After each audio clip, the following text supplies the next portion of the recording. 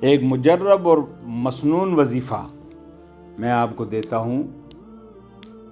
Note کر لیں، یاد کر لیں۔ ایک تو آج کل یہ جو سوشل میڈیا آ گیا ہے، تو اس سوشل میڈیا پہ جس کو دیکھو جناب من وہ وظائف دے رہے ہیں،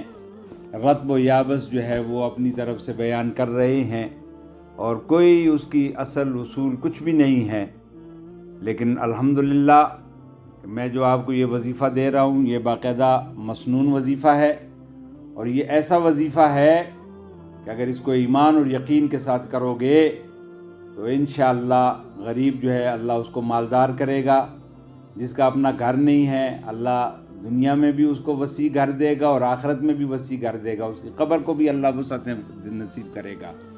اور اسی طرح اگر حج کرنا چاہتے ہو، عمرہ کرنا چاہتے ہو تو اللہ اس کے لیے بھی اسباب پیدا کرے گا، لیکن شرط یہ ہے کہ اس کو یقین کے ساتھ کیا جائے، اس کو یقین کے ساتھ پڑھا جائے۔ اب کئی لوگ ہمارے پاس آتے ہیں کہ او جی وہ فلانا وظیفہ میں اتنے عرصے سے کر رہا ہوں لیکن کوئی نتیجہ نہیں ہے۔ بھائی صرف پڑھنا نہیں ہے بلکہ اس کو یقین کے ساتھ پڑھنا ہے، یقین کے ساتھ۔ اور یہ جو وظیفہ میں آپ کو دے رہا ہوں یہ یوں سمجھیں کہ یہ تمام وظائف کا سردار وظیفہ ہے، اور یقین کے ساتھ کرو گے تو انشاءاللہ اللہ تبارک و تعالی اس کی برکتیں بھی نصیب کرے گا۔ اور یہ میرا اپنا ذاتی مجرب،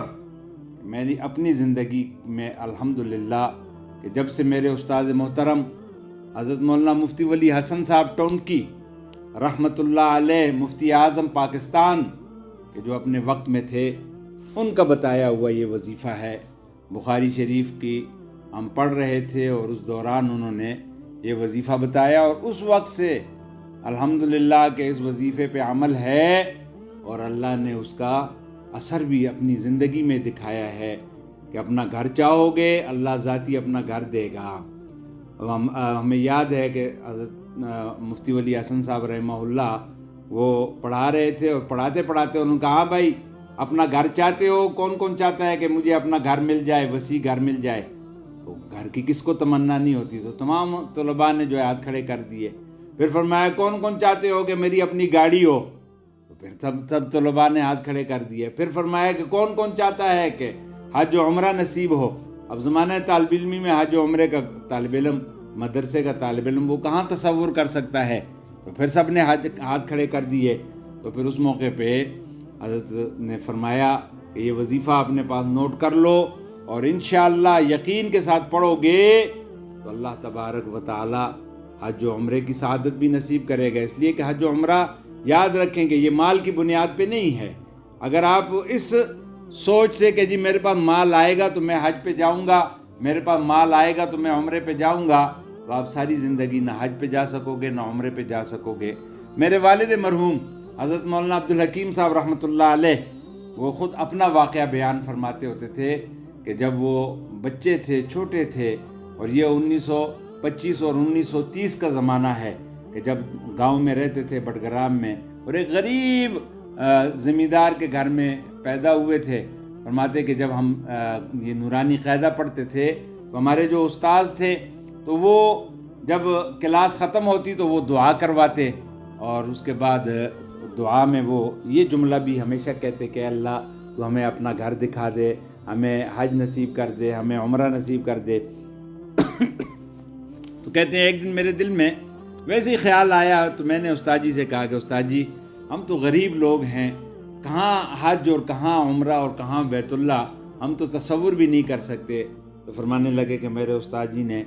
میرے سر پہ شفقت سے ہاتھ رکھا اور فرمایا عبدالحکیم مانگنا ہمارا کام ہے اور دینا اس رب کا کام ہے۔ اور پھر الحمدللہ کہ میرے والد مرحوم کو اللہ تبارک و تعالی نے زندگی میں بار بار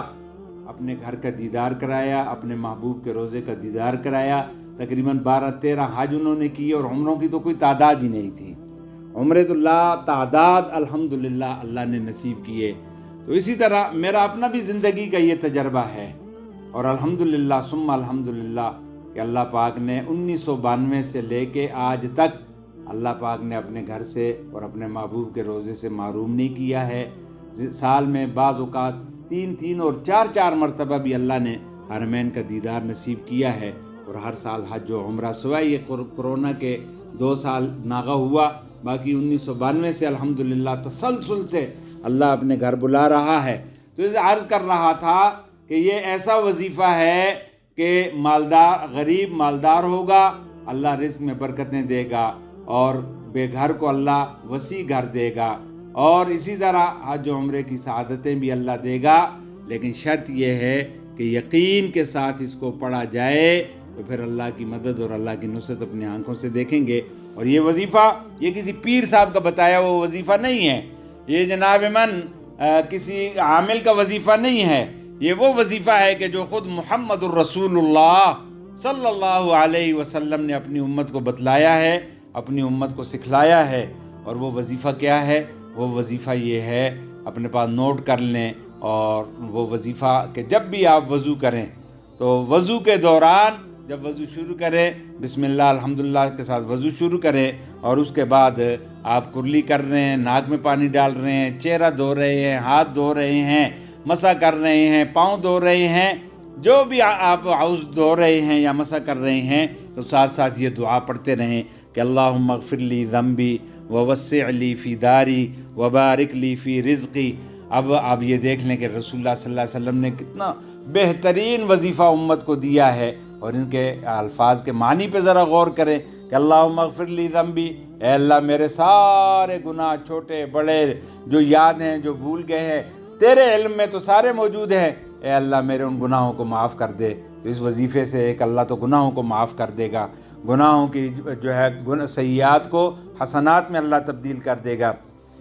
اور دوسرا آپ صلی اللہ علیہ وسلم نے فرمایا وَوَسِّعْ لِي فِي دَارِي، کہ میرے گھر میں وسعتیں پیدا فرما دے، کہ مجھے وسیع گھر، بڑا گھر، یہ بھی اللہ کی نعمتوں میں سے ایک بڑی نعمت ہے۔ تو اللہ دنیا کا گھر میں بھی وسعتیں عطا کرے گا، اور قبر کے گھر میں بھی اللہ وسعتیں عطا کرے گا۔ اور اسی طرح وَبَارِكْ لِي فِي رِزْقِي، کہ اللہ میرے رزق میں برکت پیدا فرما دے۔ اصل چیز جو ہے وہ رزق میں برکت ہے، کہ جب رزق میں اللہ برکت عطا فرماتا ہے تو پھر اللہ عمروں کی بھی توفیق دے گا، پھر اللہ حج کی بھی توفیق دے گا، پھر اللہ جو ہے اپنے راستے میں خرچ کرنے کی بھی توفیق دے گا، پھر اللہ اہل و عیال پہ بھی خرچ کرنے کی توفیق دے گا۔ جب رزق میں برکت ہوگی تو اللہ نئی سے نئی گاڑی بھی دے گا، بڑی سے بڑی گاڑی بھی دے گا، لیکن شرط یہ ہے کہ یہ ایمان اور یقین کے ساتھ کیا جائے۔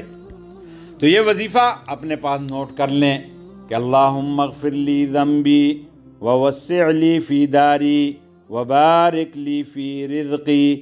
اللہم اغفر لی ذنبی ووسع لی فی داری وبارک لی فی رزقی۔ اور یہ وظیفہ یہ نبی کریم صلی اللہ علیہ وسلم کا دیا ہوا وظیفہ ہے، تو اس کو ایمان اور یقین کے ساتھ کریں، پھر دیکھیں کہ اللہ تبارک و تعالیٰ کیسے برکتیں عطا فرماتا ہے۔